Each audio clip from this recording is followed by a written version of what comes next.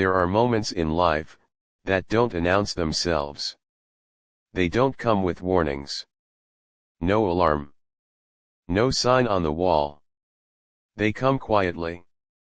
Like a Tuesday afternoon. Like an unlocked phone screen. Like 3 words from a stranger's name that unravels 3 years of your life in 45 seconds. I still remember the smell of that kitchen. Garlic and olive oil. I was going to cook her favorite dinner that night. I never did. Because in the time it takes to read one notification, everything I thought I knew about my life simply stopped being true. Long pause. Her name was Sarah. And I loved her the way you only love someone once. Completely. Blindly. Without a single reservation. I would have done anything for her. I would have given anything for her. And she chose someone else. Not once. Not by accident. Every single day. For months. While I held her hand. While I planned our future. While I saved money for a ring that was sitting in my drawer waiting.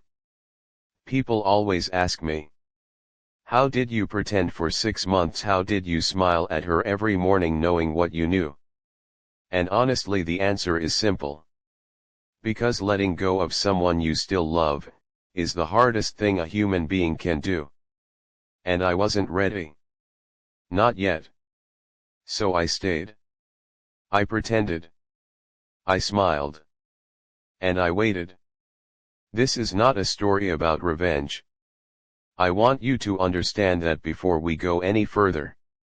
This is a story about a man who loved too much, waited too long, and lost something he can never get back.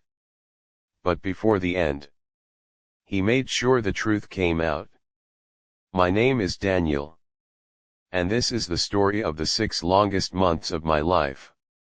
To understand how I lost everything, you first have to understand what I had. Sarah and I met at a mutual friend's birthday party. 3 years before any of this happened. I wasn't even supposed to be there that night. I'd had a long week at work and I almost cancelled. But my friend Jake practically dragged me out of my apartment. You need to breathe actual air, Daniel, he said. He was right. I walked into that party's small apartment, too many people, music slightly too loud, and I saw her standing by the window. She was holding a glass of red wine, laughing at something. Not performing laughter. Not the kind people do when they want others to notice them. Real laughter. Genuine. Like something had genuinely surprised her into joy. I stood there for probably 30 seconds just watching her. And then she caught me staring. And instead of looking away like a normal person would, she raised her glass slightly. Like a toast. To absolutely nothing. I laughed. She laughed. And somehow, within 20 minutes, we were in the kitchen talking about the worst movies we'd ever seen, speaking so fast we kept interrupting each other. I had never in my life connected with someone that quickly. Her name was Sarah. She was 27, a graphic designer, originally from Portland. She hated mornings, loved rainstorms, and had strong opinions about the correct way to make coffee. I am an accountant. I enjoy spreadsheets. I eat lunch at exactly 12:30 every single day. I have a 5-year financial plan. We were, on paper, completely wrong for each other. And yet, we exchanged numbers that night. She texted me first at 11:47 p.m. just a single line, "For the record, your taste in bad movies is genuinely impressive." I smiled at my phone like an idiot for 10 minutes straight. Our first date was the following Saturday. Then the Saturday after that. Then every day after that, until there were no more separate days, just our days. 6 months in, we moved in together. My apartment, her chaos. Her books on my shelves, her paint-stained jackets on my hooks, her alarm set 45 minutes earlier than mine so she could hit snooze 5 times. A year in, I bought the ring. Nothing dramatic. No huge moment of certainty. Just a quiet Tuesday, yes, another Tuesday standing in a jewelry store on my lunch break, looking at a simple gold band with a small diamond, and thinking, yes. This is right. She is it. I put it in my drawer. Waiting for the perfect moment. I never got one. Looking back now, I can see the signs. Everyone always says that, I know.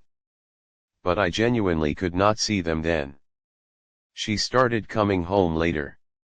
Not dramatically late, just 30 minutes here, an hour there. She said work was busy. A new client. Big project. I believed her. She started putting her phone face down. I noticed, but I told myself I was being paranoid. Everyone deserves privacy. I trusted her. She laughed less at home. Not noticeably, not all at once. But slowly, quietly, like a candle that doesn't go out, it just dims. I thought she was stressed. I cooked more dinners. I asked fewer questions. I gave her space. I was trying to be a good partner. I had no idea I was making it easier for her. Music fades to near silence, only ambient sound. The day everything changed was a Tuesday in October. I had a 2 p.m. meeting that got cancelled. I remember the exact feeling, that little spark of happiness when your afternoon suddenly opens up. I thought, I'll go home early, start dinner, surprise her. Simple. Innocent. I picked up her favorite flowers on the way, yellow tulips, always yellow tulips. She said they made her feel like spring even in autumn. I let myself into our apartment. She wasn't home yet. Good, the surprise would work. I set the flowers in a vase, started heating the pan, humming to myself. And then her phone left on the kitchen counter lit up. I wasn't going to look. I want to be absolutely clear about that. I was not the kind of person who checked his partner's phone. I had never done it. It had never even crossed my mind. But the screen was right there. And the name on the notification was Marcus.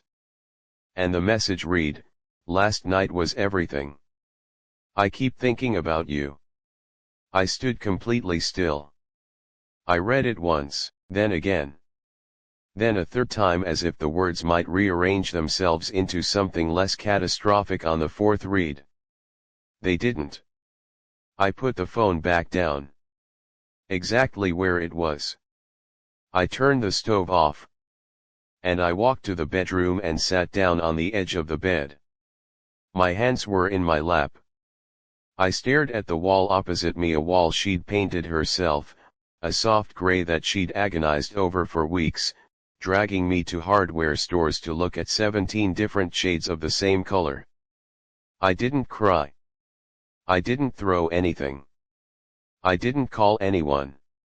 I just sat there, in the quiet, and felt something shift inside me slowly, irrevocably, like tectonic plates moving.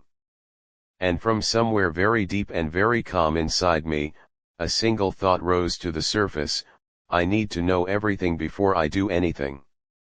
That was all. Not rage. Not grief. Just clarity. I got up. I went back to the kitchen. I turned the stove back on. When Sarah came home 40 minutes later, dinner was almost ready. She kissed me on the cheek. She said, "This smells amazing." I said, "How was your day?" And she told me. In detail. A completely normal story about a client meeting and bad coffee and traffic. I listened to every word. And I nodded. And I smiled. That was the night I became someone I didn't recognize. And I still don't know, even now, whether that person was my worst self or the only version of me strong enough to survive what came next. Steady, slow background tone, almost like a heartbeat. Let me be honest with you about something. The first 2 weeks were almost impossible. Not because the pretending was hard, but because grief doesn't ask your permission. It comes when it wants to. In the middle of a meeting. In the shower. At 3 a.m. when the person lying next to you has no idea they've already broken your heart. There were moments when I'd look at Sarah just doing ordinary things, eating cereal, watching TV, reading on the couch with her feet tucked under her, and the love I had for her would hit me so hard it physically hurt. Because it was still there. That's the part no one tells you about betrayal. The love doesn't leave first. The love stays. And it sits right next to the pain.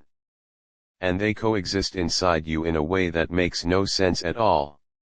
I would be washing dishes and think, I love her. I love her. I love her. And then immediately, she chose him. Every single day.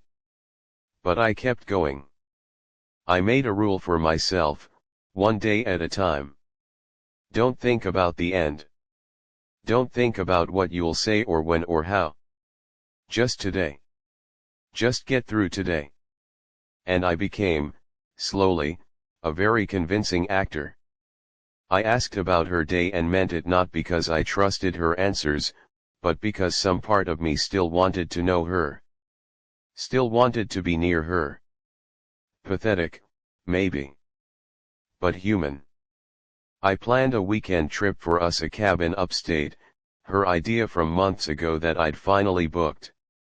We went. We hiked, we cooked together in a tiny kitchen with bad lighting and laughed about it. And for exactly 48 hours, I let myself forget everything. I think that was the most painful part of all. Not the betrayal. Not the lying. But those 48 hours when I almost convinced myself I was wrong. When I almost convinced myself the text meant nothing, that I'd misunderstood, that everything was fine. I came home from that trip almost ready to let it go. And then her phone buzzed on Sunday night. She picked it up, read the screen, and put it back down quickly. And just like that the 48 hours dissolved. I made myself a cup of tea and went to read in the bedroom. And I started planning. I am an accountant. People underestimate what that means. It means I am patient. I am methodical.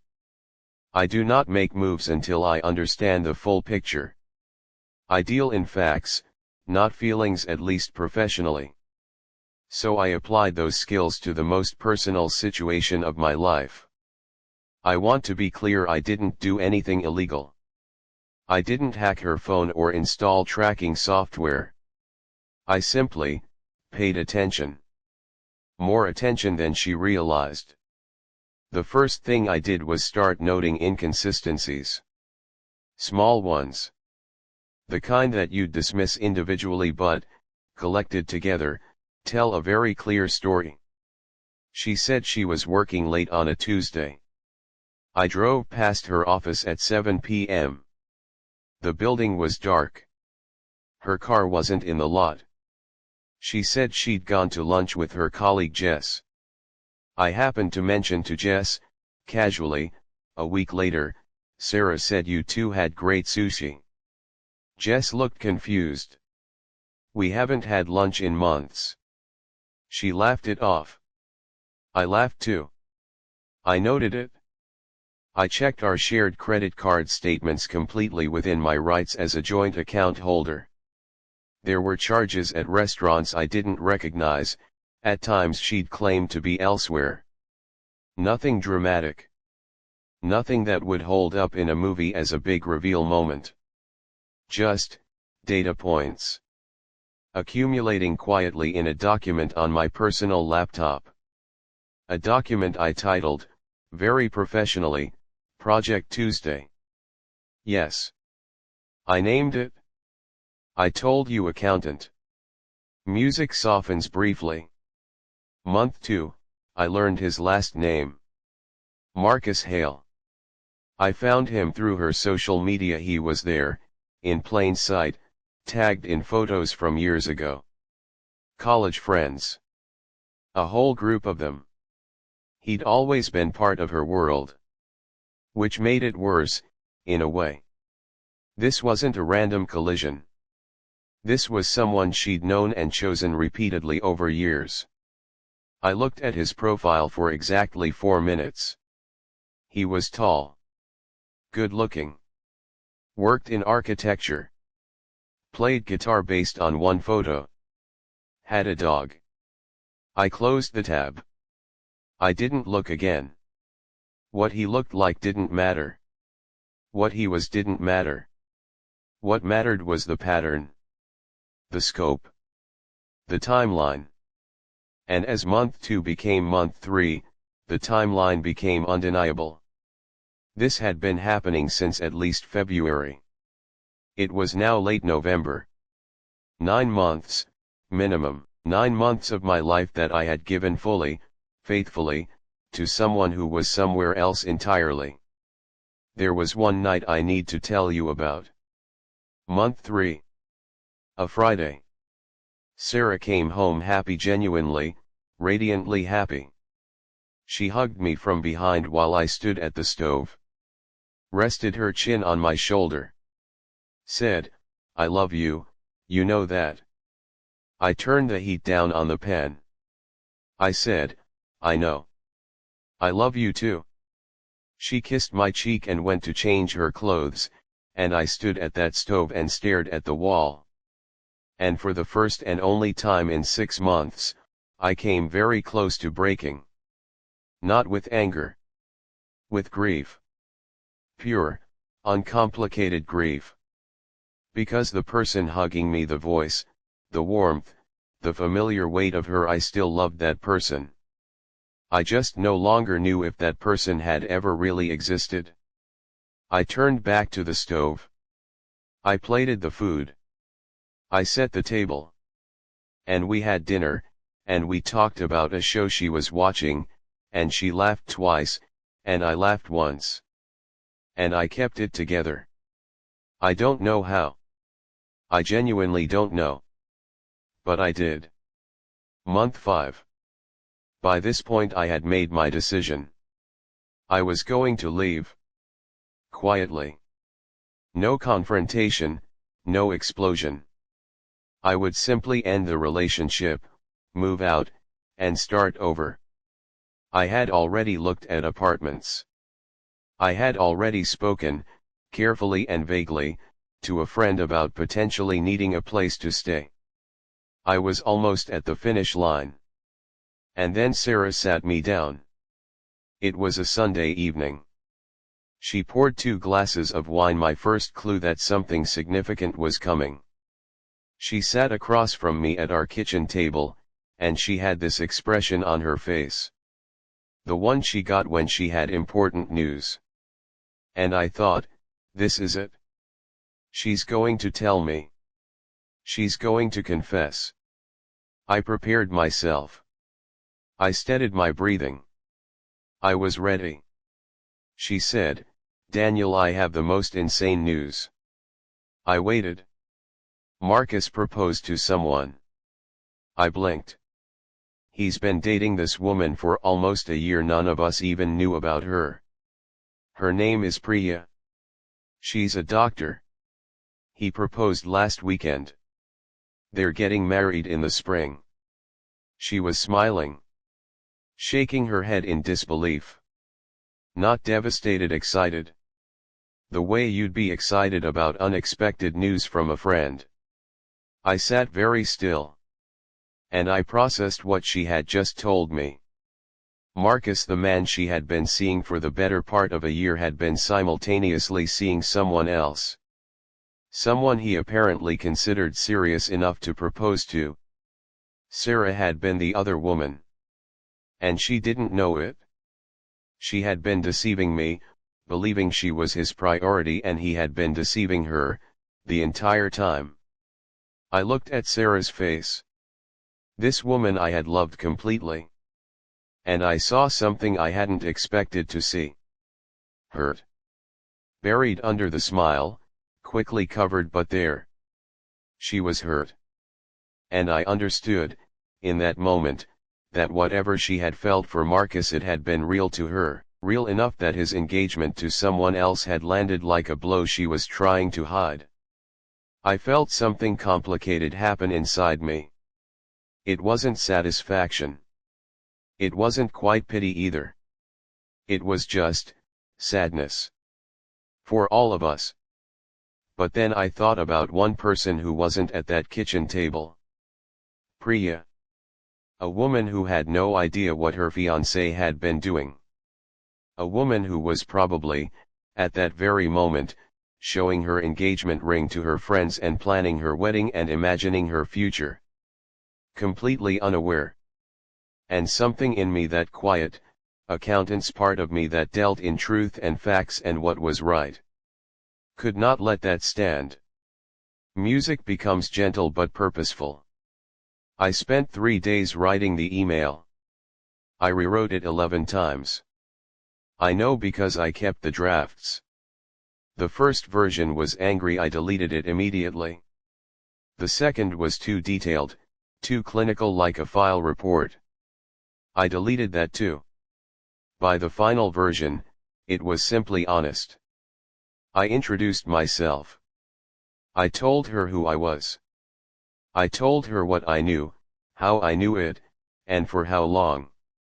I attached nothing, no screenshots, no evidence files. I told her only what I could state with certainty and let her decide what to do with it. And then I wrote one final paragraph. I said, I am not writing this to hurt anyone. I am writing this because 6 months ago, someone decided that the truth was less important than convenience. And I have spent every day since then believing that the truth matters even when it's painful. Especially then. You deserve to know. What you do with it is entirely your choice. I read it one more time. Then I sent it. And then I sat back in my chair and exhaled for what felt like the first time in 5 months. She didn't respond for 4 days. 4 days during which I barely slept, questioned everything, and nearly sent a follow-up apologizing and retracting it all. I didn't. On the 4th day, my phone rang. Unknown number. I answered. Is this Daniel? Her voice was steady. Quieter than I expected. Yes, I said. You must be Priya. I am, she said. I'd like to talk, if that's all right. We talked for 2 hours and 17 minutes. I know because I looked at my phone when we hung up. She had already done her own confirming by then. She hadn't taken my word blindly. She was smart, careful, measured. A doctor. She dealt in evidence. She had found her own. By the time we spoke, she wasn't calling to question me. She was calling because she needed to talk to the one other person in the world who truly understood what she was sitting with. We cried, both of us. Separately, in our own spaces, on opposite ends of a phone call, connected by a grief neither of us had chosen. Before we hung up, she said, "What are you going to do about your girlfriend?" I said, "I'm leaving. Soon." "It's already decided." She was quiet for a moment. Then she said, "I haven't decided anything yet." I said, "You don't have to. Take your time." She said, "Thank you, Daniel. I mean that." I said, "Take care of yourself, Priya." And that was the last time we spoke before the wedding. After I sent that email, something shifted in me. The weight I'd been carrying, and I hadn't fully recognized how heavy it was until it began to lift, started, slowly, to ease. I still hadn't confronted Sarah. I still came home. Still made dinner. Still said good night. But I began, quietly, to detach. Not with anger. Not with coldness. Just with a kind of gentle loosening, like slowly releasing a grip you've held so long your fingers have forgotten how to open. I started looking at apartments again, seriously this time. I found one small, on the third floor of a building I liked, with a window in the kitchen that faced east. Morning light. I signed the lease on a Thursday and told no one. I began moving small things out slowly. Books first, she never noticed. Then clothes, a box at a time, when she wasn't home. I was methodical. Careful. Not out of cruelty, but because I needed the exit to be clean. I needed to walk out of that apartment and not look back. The last night I slept in that apartment, she made dinner.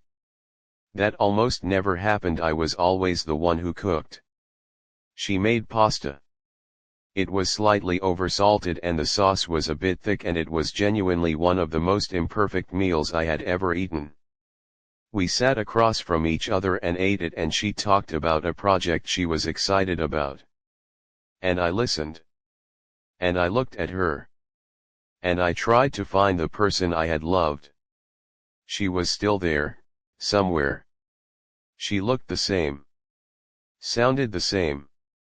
But the distance between us, invisible, enormous, made her feel like someone I was remembering rather than someone sitting right in front of me. I washed the dishes after dinner. I said good night. In the morning, I was gone. I left a letter. Not angry. Not detailed. Just clear. I know. I've known for a long time.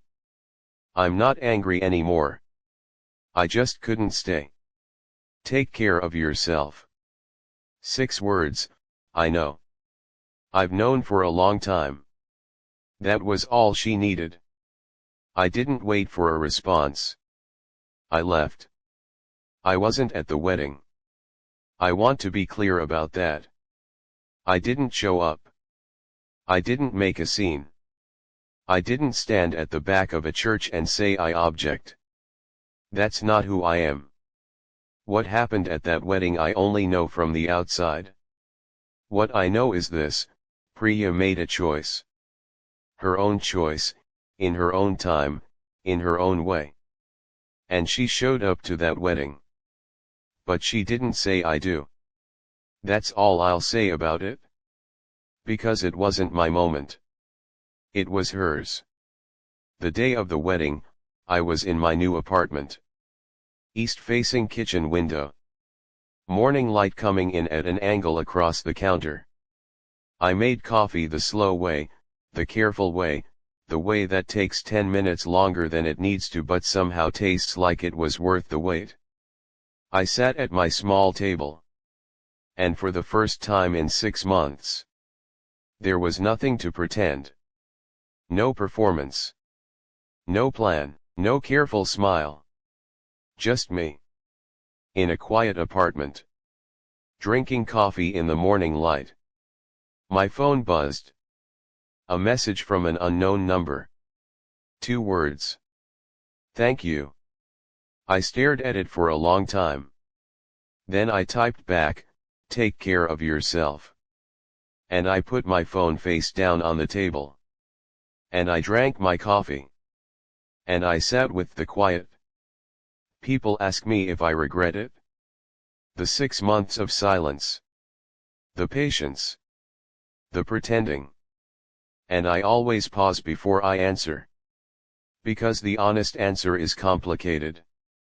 I regret that it was necessary. I regret that I loved someone who made it necessary.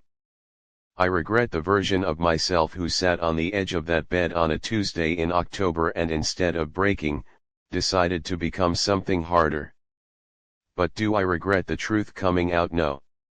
Never. Because the truth, painful as it is, costly as it is the only foundation you can actually build something real on. Everything else is just a very convincing performance. And I'd done enough of those. My name is Daniel. And that was the story of the 6 longest months of my life. I hope yours are shorter.